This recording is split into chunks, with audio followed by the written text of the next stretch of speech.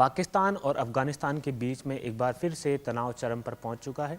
लगभग 48 घंटे के सीज फायर को भी पाकिस्तान ने पूरी तरीके से नहीं निभाया और उसने अफगानिस्तान के कुछ इलाकों में एयर स्ट्राइक की, जिसमें कहीं माना जा रहा है कि 17 से 18 लोगों की मौत हो चुकी है, जिनमें 3 क्रिकेटर भी शामिल है।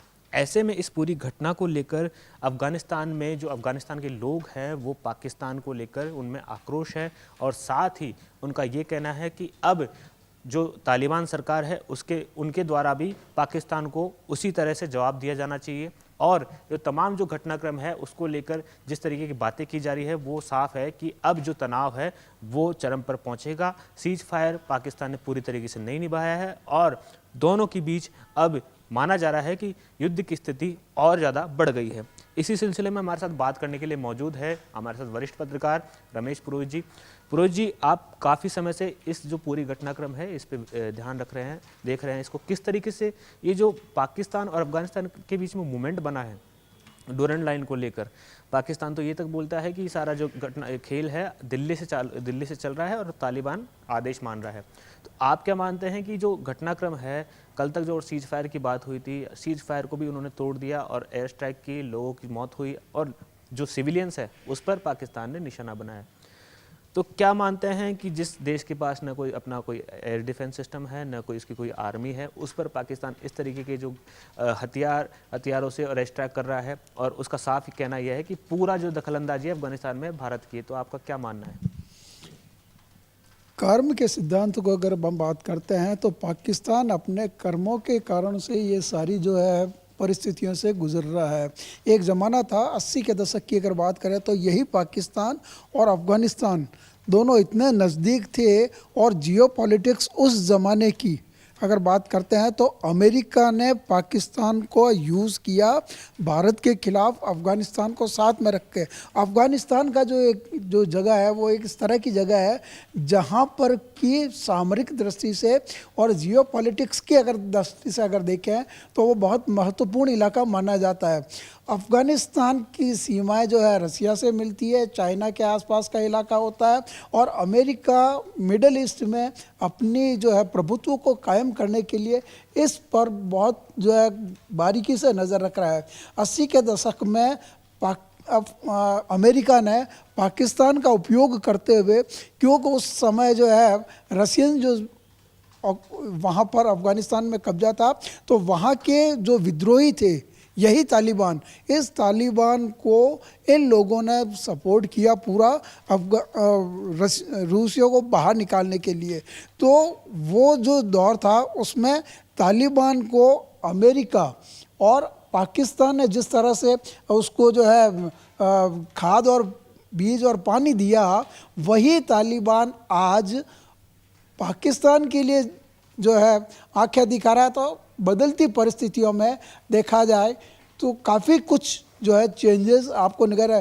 रूस अफ़गानिस्तान से चला गया, अमेरिका जो है अफ़गानिस्तान से चला गया। वहाँ जो एक वैक्यूम आया, उस वैक्यूम को भरने के लिए भारत ने अपनी जो है एक भूमिका को तलाशा और उस वैक्यूम को फिल अप करने के लिए, भरने के लिए भारत अप्रत्यक्ष रूप से, डायरेक्टली वो इसमें इन्वॉल्वमेंट नहीं है, डायरेक्टली तो वो इस लिहाज से इन्वॉल्वमेंट रखा है कि अफ़गानिस्तान को वो सकारात्मक और रचनात्मक भूमिका के रूप में वहाँ पर जो एक इंफ्रास्ट्रक्चर को निर्माण में अपनी भूमिका निभा रहा है। और यही कारण है सिर्फ कि भारत की जो भूमिका रही है उससे अफ़गानियों का जो है हृदय परिवर्तन हुआ और उनका जो पक्ष है भारत के प्रति थोड़ा सॉफ्ट हुआ।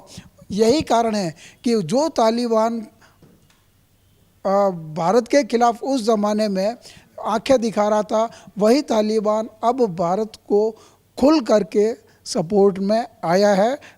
परिस्थितियाँ बहुत बदली है, वजह बहुत हुई है और उसके कारण से आज जिस तरह से पाकिस्तान और अफ़गानिस्तान के बीच में जो जंग के हालात कह लो या तनावपूर्ण स्थिति कह लो, तो इसमें सबसे बड़ा जो कारण है वो है पाकिस्तान का खुद की करनी, जिसका वो परिणाम भुगतता जा रहा है। पुरोहित जी, मैं आपसे एक सवाल और जानना चाहता हूँ। बरगाम जो वो स्टेशन, एयरपोर्ट स्टेशन है, उसका अमेरिका ने मुद्दा उठाया, वो बोला कि मुझे वापस चाहिए। उसके बाद में, उसके कुछ दिनों बाद में काबुल में एयर स्ट्राइक हो जाती है, जिसमें जबकि कोई ऐसा तनाव नहीं था दोनों के बीच में, अफगानिस्तान और पाकिस्तान के बीच में। तो ये क्या पूरा घटनाक्रम आपको लगता है कि अमेरिका भी खेल रहा है? आपने जिस एयर जगह की बात की, बगराम एयरपोर्ट की, बगराम का एयरपोर्ट है वो भारतीयों के दिल और दिमाग में हमेशा से चुभता आया। जब कांधार का जो प्लेन हाईजैक हुआ उस समय से लगा करके बगराम जो शब्द है वो भारतीयों के दिल और दिमाग में एक जो तीर की तरह से चुभता है। अमेरिका का वहाँ पर जो है स्टेशन था, अमेरिका ने वहाँ से पूरा कंट्रोल किया इस पूरे भूभाग को बगराम एयरपोर्ट से उन्होंने। अब बगराम एयरपोर्ट जो है वो सामरिक दृष्टि से बहुत महत्वपूर्ण है कि इसके कुछ ही पास में चाइना का भी जो है एयरबेस स्टेशन है। और अमेरिका चूँकि वहाँ से जब गया खाली करके उसको, तो वो जो जगह खाली थी, मैं बार बार ये कह रहा हूँ कि बगराम ये झगड़ा जो हो रहा है, ये अभी क्राइसिस जो चाहे उसमें अमेरिका भी शामिल है, आपका पाकिस्तान भी शामिल है, आपका चाइना भी उसमें इन्वॉल्वमेंट है, रसिया का भी उसमें इन्वॉल्वमेंट है, और भारत जो है उसके पीछे से, पर्दे के पीछे से बगराम एयरपोर्ट आज नहीं तो कल वहाँ पर भारतीय सेना आपको दिखेगी। उसके कई कारण हैं।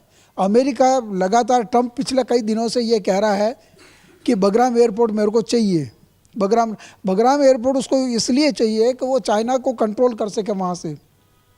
और अफ़गानिस्तान जो है, जो तालिबान अभी सरकार है, वो अमेरिका को देना नहीं चाहती, अमेरिका को वो देना नहीं चाहती।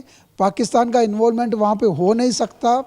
भारत इनडायरेक्टली, अभी जब मुत्तकी साहब यहाँ पे आए थे, तालिबान के जो फॉरेन मिनिस्टर है, तब इनडायरेक्टली इस तरह की उन्होंने एक शब्द सिर्फ इस्तेमाल किया था कि भारत और जो है अफ़गानिस्तान की सीमा रेखा मिलती है। उन्होंने एक शब्द बोला था। इसके कई मायने निकलते हैं। अब कई मायनों में आपको बताऊँगा। जो इलाका आप बगराम का कह रहे हो, बगराम के कुछ ही दूरी पर भारत के 2 एयर स्टेशन अभी भी काम कर रहे हैं वहाँ पे, और वो भी अफ़गानिस्तान में है। भारत चाहता है कि बगराम एयरपोर्ट पर भारत का अगर कंट्रोल हो जावे तो वो अमेरिका को भी रोक सकता है, चाइना को भी रोक सकता है, पाकिस्तान को भी रोक सकता है, और इनडायरेक्टली तालिबान भी इस बात को स्वीकार करता है कि भारत पर भरोसा करके हम सुरक्षित महसूस कर सकते हैं। लिहाजा तमाम जिस तरह की परिस्थितियां अब भी इस समय जियोपॉलिटिक्स दुनिया भर में बदल रही है, लिहाजा जिसका आपने उल्लेख किया था बगराम एयरपोर्ट का, वह निश्चित रूप से जो है भारत के लिए काफ़ी अहम माना जा रहा है। और हो सकता है कि आने वाले समय में या कुछ ही समय में आपको ये सुनने को मिले कि बगराम एयरपोर्ट पर इंडियन एयरफोर्स या जो है भारतीय सेना वहाँ पर आपको दिखाई दे। तो परिस्थितियाँ पल पल बदलती है, समय के साथ में परिस्थितियाँ बदलती है, परिस्थितियों के अनुसार फैसले भी होते हैं। लिहाजा भारत और अफ़गानिस्तान और ये जो तमाम जो जियो पॉलिटिक्स में अभी बगराम एयरपोर्ट की बात करो या और चीज़ों की बात करो, आपने पाकिस्तान और जो है अफ़गानिस्तान के झगड़ों की भी बात की, तो सारे मूल में जो है कारण यही है कि अफ़गानिस्तान पाकिस्तान को इस बात की टीस है कि हमने जिस अफ़गानिस्तान को, तालिबान को खड़ा किया, वो हमारे ही खिलाफ हो गया। ये सबसे बड़े जो अंदर है, जो जो जो जो कहते हैं ना कि दुख है उसको, तकलीफ़ है उसको, और उसी तकलीफ़ के कारण से वो लगातार एयर स्ट्राइक कर रहा है पिछले कई दिनों से।